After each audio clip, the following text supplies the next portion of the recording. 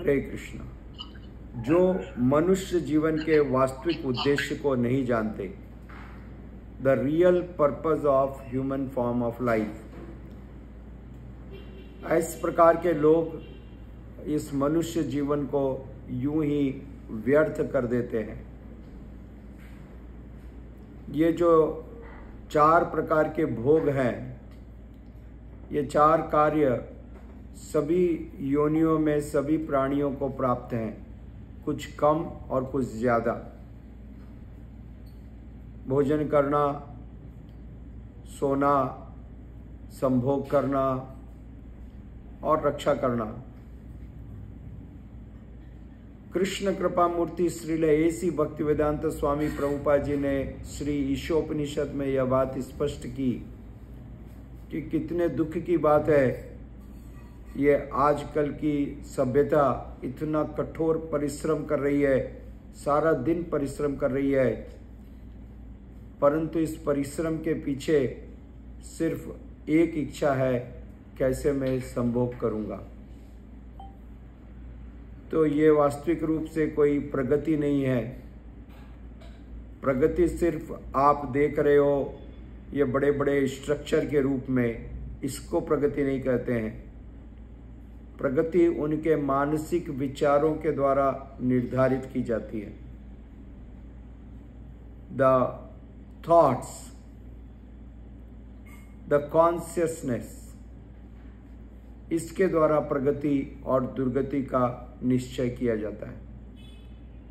ये कलयुग है और इसमें सिर्फ बाहरी चकाचौंध के ऊपर लोग जाते हैं।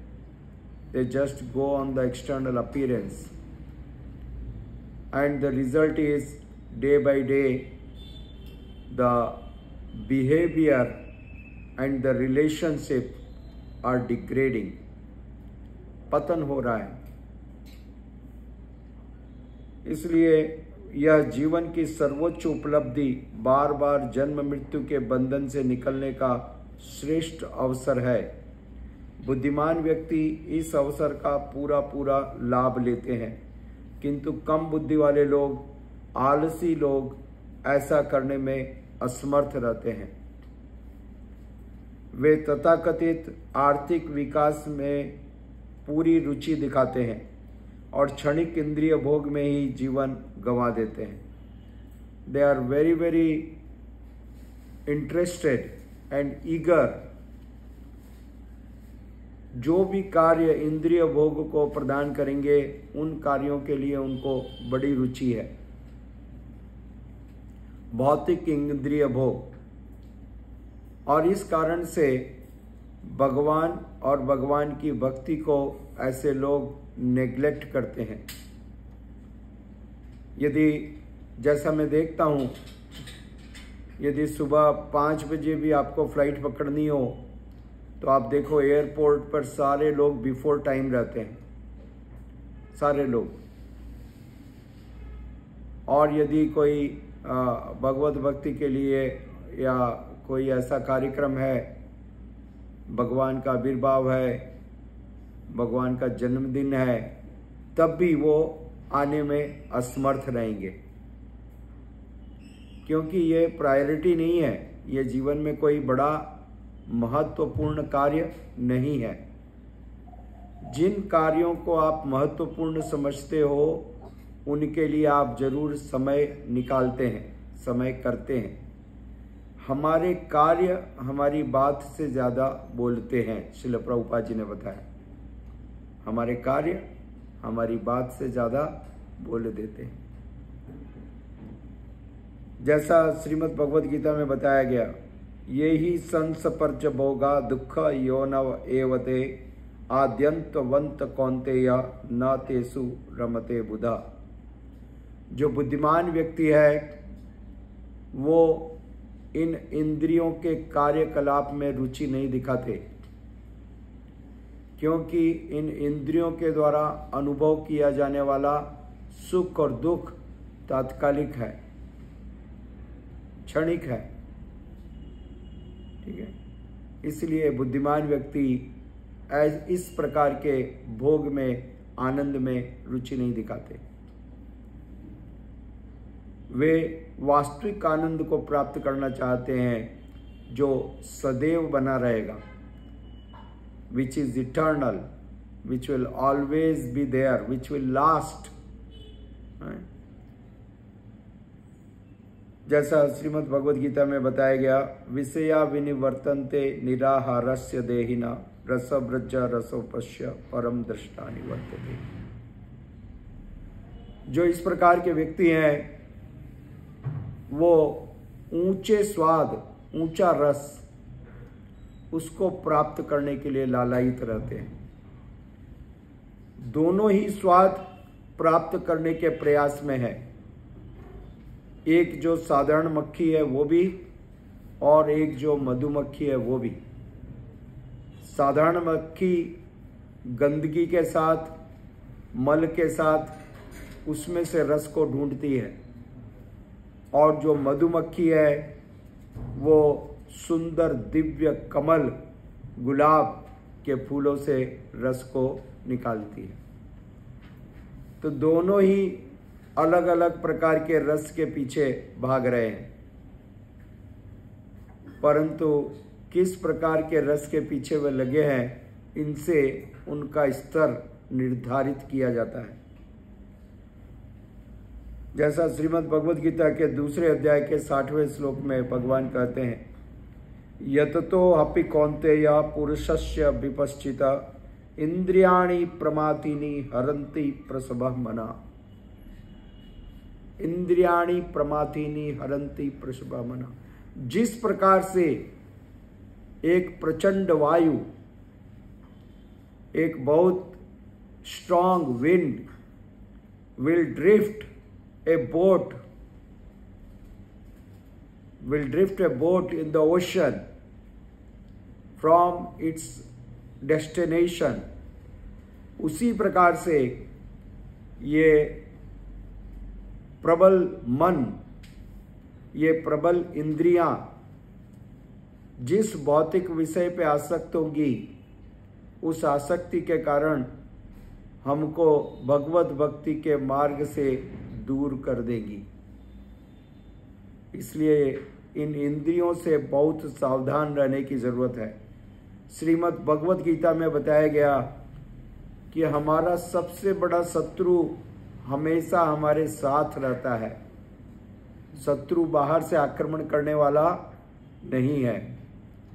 शत्रु 24 घंटे 7 दिन हमारे साथ रहता है, सोता है, जागता है, उठता है, कार्य करता है। हर समय उसकी तीव्र निगाहें हमारे ऊपर टिकी हुई हैं। हमने थोड़ा भी लापरवाही किया और हमारा कार्यक्रम हो जाएगा। इसलिए बुद्धिमान व्यक्ति हमेशा सजग और सतर्क रहते हैं। हे अर्जुन, इंद्रियां इतनी प्रबल और बेगवान है कि वे उस विवेकी पुरुष के मन को भी हर लेती हैं जो उन्हें नियंत्रित करने का प्रयास कर रहा है। One who is trying to control. जिस प्रकार से एक कुत्ता, कभी आप देखते हो कि अपने स्वामी का चेन को छुड़ा करके भाग जाता है, ठीक है, he overpowers his master। उसी प्रकार से इंद्रियां हमारे नियंत्रण के बाहर हो जाती हैं और फिर हम इनके पीछे दौड़ते रहते हैं और पूरा जीवन समाप्त हो जाता है। तानि सर्वाणि संयम्यम युक्त आसीत मत्परः वसे ही इंद्रिय प्रमाणी तस्य प्रज्ञा प्रतिष्ठता। जो इंद्रियों को पूर्णतया वश में रखते हुए इंद्रिय संयमन करता है और अपनी चेतना को मुझ पर स्थिर कर देता है, वह मनुष्य स्थिर बुद्धि वाला कहलाता है। तो ये इंद्रियां हमारी चेतना को, कॉन्शियसनेस को, हमारी चेतना को हमारे मूल विषय लक्ष्य से दूर करती हैं। ठीक है, आप यहाँ पर आ रहे हो, रास्ते में आपकी आंखों ने कोई ऐसी बात देखी और आपने रास्ता बदल दिया, ठीक है भक्ति निवास तो हमेशा जाता हूँ, आज जरा यहाँ चला जाऊँ। तो एक आंख ने आपके डिसीजन को, आपके लक्ष्य को बदल दिया। एक कान आपके लक्ष्य को बदल सकते हैं। मोबाइल पे एक फ्रेंड ने इनवाइट किया, चलो भाई आज बहुत बड़ा प्रोग्राम है, एक बड़ी अभिनेत्री आ रही है, एक हीरोइन आ रही है, तुमसे प्रत्यक्ष मिलवा दूंगा। आपने कहा ठीक है, ये भागवतम क्लास तो डेली होते रहती है, इतने दिन से हो रही है, इससे फर्क क्या पड़ रहा है, आज तो मजा ले लूं। एक भी इंद्रिय, शब्द रस रूप स्पर्श गंध, ये 5 जो इंद्रियां हैं, शब्द रस रूप स्पर्श गंध के पीछे भागती हैं। और कोई भी अपने आप में इतनी सक्षम है कि हमको हमारे लक्ष्य से दूर कर देवे। और हमारे पास तो 5 है और अनियंत्रित मन है इंद्रियों के अलावा, और कुत्सित बुद्धि है, polluted intelligence. Polluted intelligence, we use our polluted intelligence to fabricate so many issues. भगवत भक्ति का ठीक से, भगवत भक्ति के अंगों का पूरी तरह से पालन नहीं करने के लिए हम हजारों बहाने तुरंत खोज लेते हैं और पूरी तरह से उनको जस्टिफाई करते हैं। प्रभु this is there, do you know this? आप बिना जाने हुए बात कर रहे हो। This is all a game plan of our polluted intelligence. इसलिए स्थिर बुद्धि, दृढ़ निश्चय के साथ, बिना किसी डिविएशन के भगवान की भक्ति को संपन्न करना चाहिए। श्रीमद् भागवतम में पहले स्कंद के 6 अध्याय के 34वें श्लोक में कहा गया है, एतद् आतुर चित्तनहं मात्र स्पर्शचमहो भव सिंधु प्लावो दृष्टो हरि कार्यानुवर्णनम। मैंने व्यक्तिगत रूप से अनुभव किया है कि जो लोग अपनी वस्तुओं के साथ इंद्रियों के संपर्क की इच्छा के कारण हमेशा चिंताओं और दुश्चिंताओं से भरे रहते हैं, वे सबसे उपयुक्त नाव भगवान की दिव्य गतिविधियों का निरंतर जप पर अज्ञानता के सागर को पार कर सकते हैं। भवम सिंधु प्लावो दृष्टो हरि कार्यानुवर्णनम। भगवान हरि के कार्यों का वर्णन करके, भगवान हरि के कार्यों को सुन करके हम अपनी चेतना को शुद्ध कर सकते हैं। We can purify our consciousness, our intelligence which is polluted by the desires of material sense gratification. हमारी चेतना इंद्रिय भोग की इच्छाओं से दूषित हो चुकी है। सारा प्रदूषण पहले चेतना में आता है और फिर वह प्रदूषण कार्यों में परिणित होता है।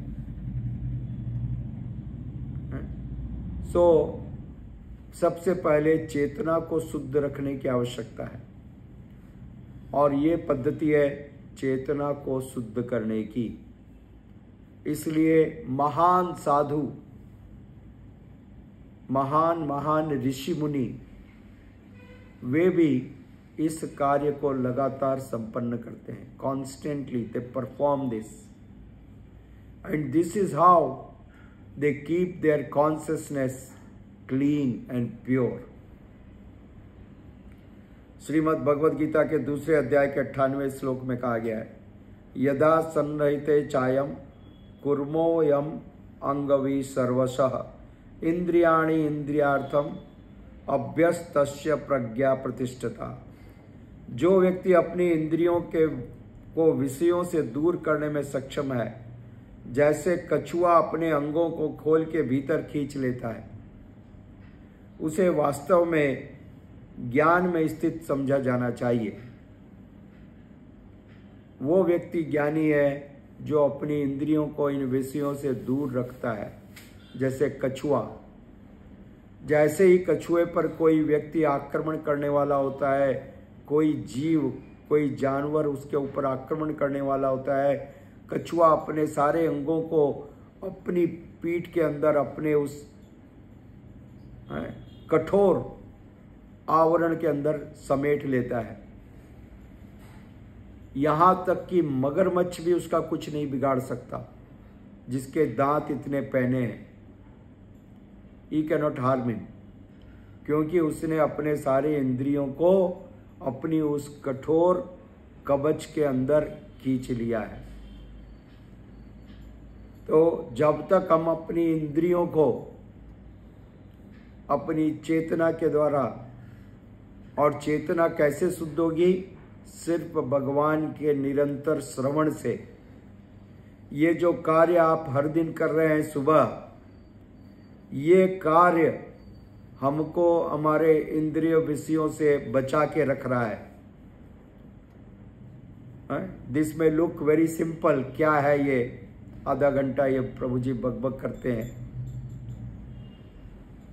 वास्तविक रूप से ये बकबक नहीं है। इस हरि कथा का, इस कथा का, इस भागवतम के प्रभाव से वास्तविक प्रोटेक्शन, संरक्षण, प्रोटेक्शन का मतलब संरक्षण प्राप्त हो रहा है हम सबको। वो संरक्षण है भौतिक भोगों से दूर रहने का संरक्षण। ये संरक्षण मिल रहा है, नहीं तो पूरा जीवन सिर्फ भौतिक भोगों में ही समाप्त हो जाएगा। जैसा श्रीमद् भागवतम के पहले स्कंद के दूसरे अध्याय के 10वें श्लोक में बताया गया, कामस्य नेन्द्रिय प्रीतिर लाभो जीवेत यावता जीवस्य तत्व जिज्ञासा नार्थो यश्चेह कर्म भी। जीवस्य तत्व जिज्ञासा नार्थो यश्चेह कर्म भी। जीवन की इच्छाओं को कभी भी इंद्रिय तुष्टि के और निर्देशित नहीं किया जाना चाहिए। किसी को केवल स्वस्थ जीवन या आत्म संरक्षण की इच्छा करनी चाहिए, क्योंकि मनुष्य परम सत्य के विषय में पूछताछ के लिए बना है। जीवस्य तत्व जिज्ञासा, यह है मनुष्य जीवन का प्रयोजन।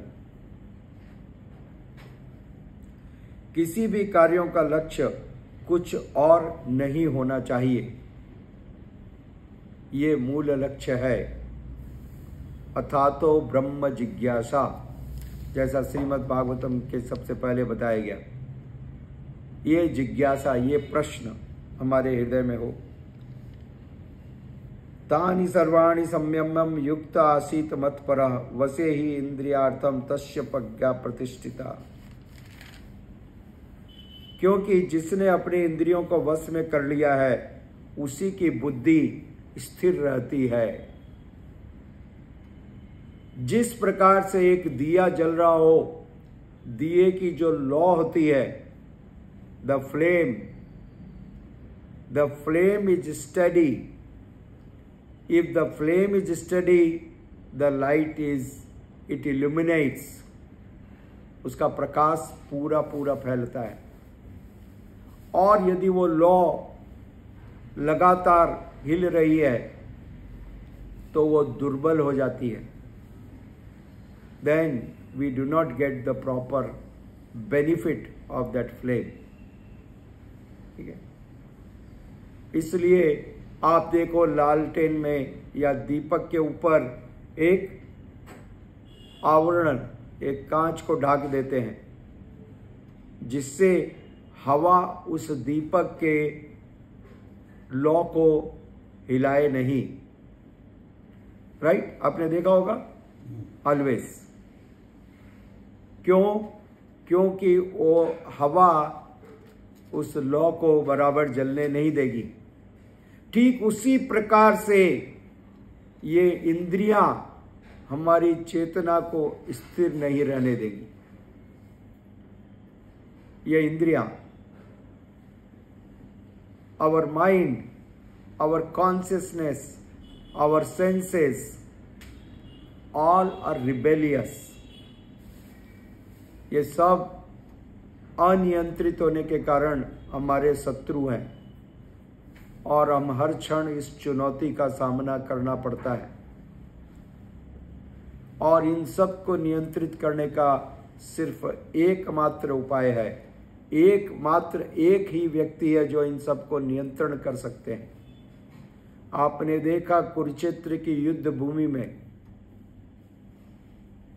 भगवान श्री कृष्ण ने उन सभी घोड़ों के ऊपर नियंत्रित किया। He is the best charioteer. वो सबसे कुशल रथ संचालक है। इसलिए हमको उनकी सेवा में सदैव अपने मन को निरत रखना चाहिए, तब ये नियंत्रित रहेंगी। अन्यथा इनको नियंत्रण करने का सारा प्रयास व्यर्थ होगा। श्रील प्रभुपाद जी स्पष्ट लिखते हैं, प्रकृति ने इंद्रिय भोग की अनुमति पशुओं को भी दे रखी है। सारे पशु मनुष्य से ज्यादा इंद्रिय भोग प्राप्त करते हैं। कबूतर 1 घंटे में 60 बार सेक्स करता है। आप 30 दिन में 60 बार नहीं कर सकते। 1 घंटे में 60 बार। तो जो लोग संभोग करना चाहते हैं उनको भगवान से प्रार्थना करना चाहिए अगला जीवन कबूतर का दे दें। यहाँ पर तो इतनी मेहनत करके बड़ा आदमी बनना पड़ेगा, पढ़ना पड़ेगा, तब कोई अपनी बेटी का मेरे साथ विवाह करेगा। उधर तो कोई जरूरत ही नहीं है, पहले दिन से लाइसेंस। क्यों मनुष्य बने? मिसमैच हो गया ना। क्या हुआ? मिसमैच हो गया। शरीर मनुष्य का मिल गया, कार्य कबूतर का करना है। और एक गैंडा बन जाएंगे तो कितना खाएंगे? गैंडा हिप्पो बन करके एक बार में टन खा सकते हैं। यहां तो ग्राम में खाना पड़ता है, 100, 150, 250 ग्राम ज्यादा से ज्यादा total weight at a time as a human being. You can't eat more than that. तो एक हिप्पो बन जाएंगे तो एक बार में 250 केले हैं, एक बार में 250 केले। ब्रेड खाता है वो देखा मैंने सर्कस में, तो एक साथ में पूरी जो है 25 ब्रेड का बंडल एक साथ गड़क करता है। तो इस प्रकार से आप कितना भोजन कर सकोगे? कितने गुलाब जामुन खा सकोगे? चीता बन के कितना मांस खा सकते हैं बताओ? ये मनुष्य का शरीर किसके लिए तो बना ही नहीं है। और सोना है तो पोलर बियर बन जाइए, 6 महीने तक सोता है, आराम से सोता है। दिन और घंटे की बात है ही नहीं। ठीक है, सोने का सुख। ठीक है, तो सभी प्रकार के सुख जानवर हमसे ज्यादा प्राप्त करते हैं, कर सकते हैं और अनुभव भी करते हैं, द एक्सपीरियंस।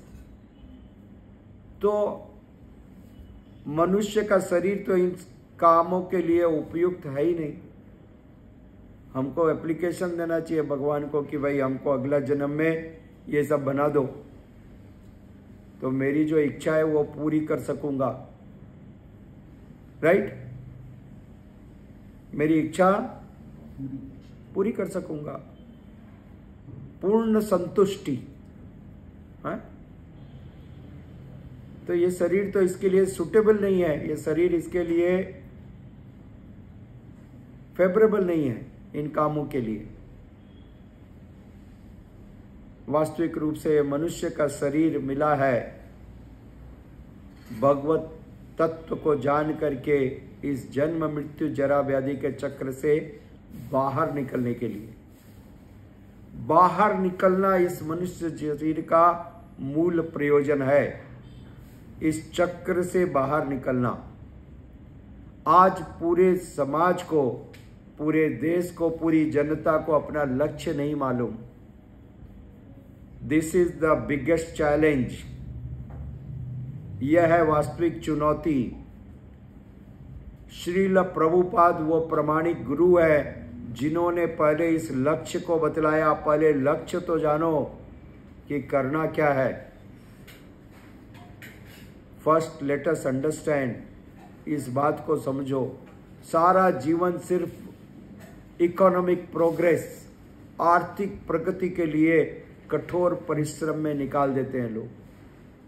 सारा जीवन सुबह से लेकर रात तक अथक परिश्रम करते हैं और वो आर्थिक प्रगति से क्या करना चाहते हैं? सिर्फ भोग की प्राप्ति। What is the purpose of economic development? The purpose of economic development is not to serve the Vaishnavas, not to serve the Lord. ऐसा कोई प्रयोजन नहीं है। इकोनॉमिक डेवलपमेंट प्राप्त करके कैसे ज्यादा से ज्यादा भोग कर सकूंगा, बुढ़ापे में जवान कैसे रहूंगा, इस प्रकार से भोग करूंगा कि किसी और को मालूम ही ना पड़े। हमारे एक बहुत महान आचार्य हिज होलीनेस जयपताका स्वामी महाराज एक प्रवचन में कह रहे थे, पानी के नीचे जाकर के पानी मत पियो।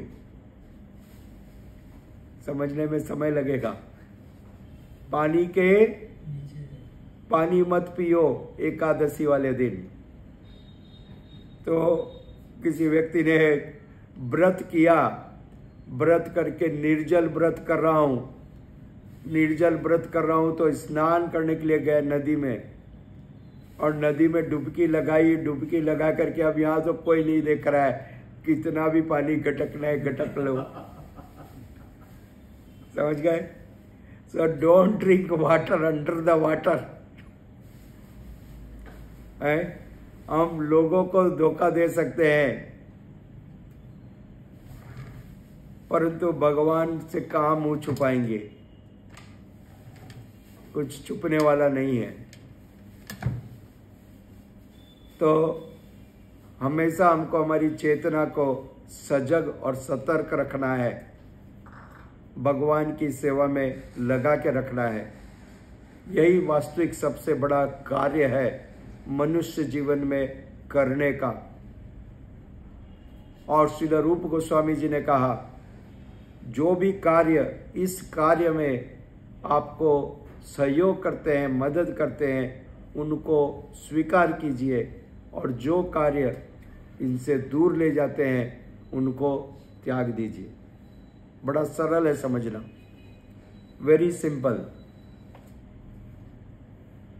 और आगे महाराज परीक्षित ने कली को देखा और वो अत्यंत क्रोधित हुए और कली को दंड देने के लिए उद्यत हुए।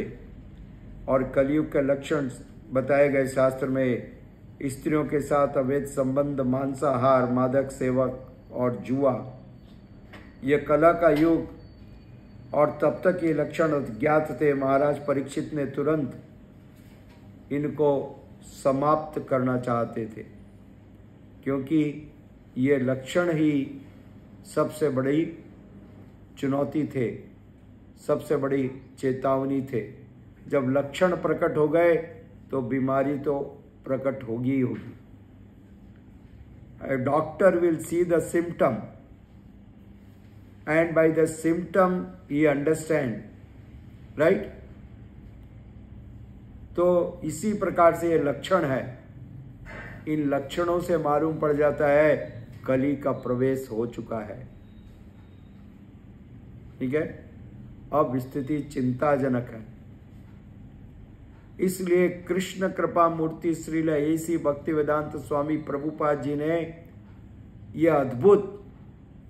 अद्भुत परंपरा दी, यह अद्भुत किला बनाया, फोर्टिस। यह है किला, बाहर में है दुर्गा का किला और यह है प्रभुपाद जी का किला। इस किले में आप आ जाओगे तो सभी प्रकार से संरक्षण है। आपकी इंद्रियां, मन, बुद्धि, चेतना, सबको 24 घंटे भगवान के चरणों में लगाने का इस किले में व्यवस्था है, अरेंजमेंट है। इसको कहते हैं संरक्षण। यह है हाँ वास्तविक रक्षा। यह है वास्तविक रक्षा, जो आपका धन नहीं कर सकता, जो आपके घर वाले नहीं कर सकते, जो आपके बाहर वाले भी नहीं कर सकते। कर सकते हैं क्या? सोच के देखिए। This is real protection. क्या ये प्रोटेक्शन आपको कहीं और मिल सकता है? तो जाइए, जाइए, एक क्षण भी यहां पर व्यर्थ मत कीजिए, खराब मत कीजिए, जाइए। और यदि यह प्रोटेक्शन नहीं मिल सकता है तो यहां से बाहर कदम मत रखिए। जैसा विजय लक्ष्मी बलिजा माता जी ने बोला, जीवन का आखिरी समय भगवान की सेवा करते हुए मरना चाहती हूं, इसलिए मंदिर चाहिए। मैंने कहा ठीक है, अब आपका समझ सही है। Now you understand. अब आपको समझ में आ रहा है मंदिर क्यों चाहिए, और यह सही प्रयोजन है। इसलिए प्रभुपाद जी ने मंदिर बनाए कि जब तक इसके अंदर रहोगे, बाहर के प्रभाव से बचे रहोगे। दिस इज प्रोटेक्शन, और हम सबको इसकी आवश्यकता है। नहीं तो कोई गारंटी नहीं है। अजामेल 80 साल का था जब विवाह किया था। शायद आप लोग को मालूम हो या नहीं हो। तो हमारा कौन सा अपवाद होने वाला है? क्या आप सोचते हैं कि आपका कोई एक्सेप्शन होने वाला है? नहीं होने वाला है। So challenge is always there, and the only solution. ऐसा मत सोचिए मैंने बहुत अच्छा घर बना लिया है, अब सारी सुविधाएं हैं, इसके अंदर रहते हुए मैं जीवन काट दूंगा। नहीं, ये नहीं होने वाला है। जीवन तो आप काट दोगे, कैसे भी कट जाएगा, परंतु दुर्गति पूर्ण गति से यदि कटा तो फिर से छिपकली और तिलचट्टा और मकड़ी और न जाने क्या क्या बनना पड़ेगा। तैयार रहिए उसके लिए। नहीं तो मेरा कार्य है सत्य से आपको अवगत कराना। समझ गए? बुरा तो लगेगा ही, उसमें क्या बात है। ये कोई नई बात नहीं है कि बुरा लग रहा है। जब कोई हमारे को सच से अवगत कराता है तो बुरा तो लगता है, क्योंकि कोई भी अपनी बुराई को देखना नहीं चाहता।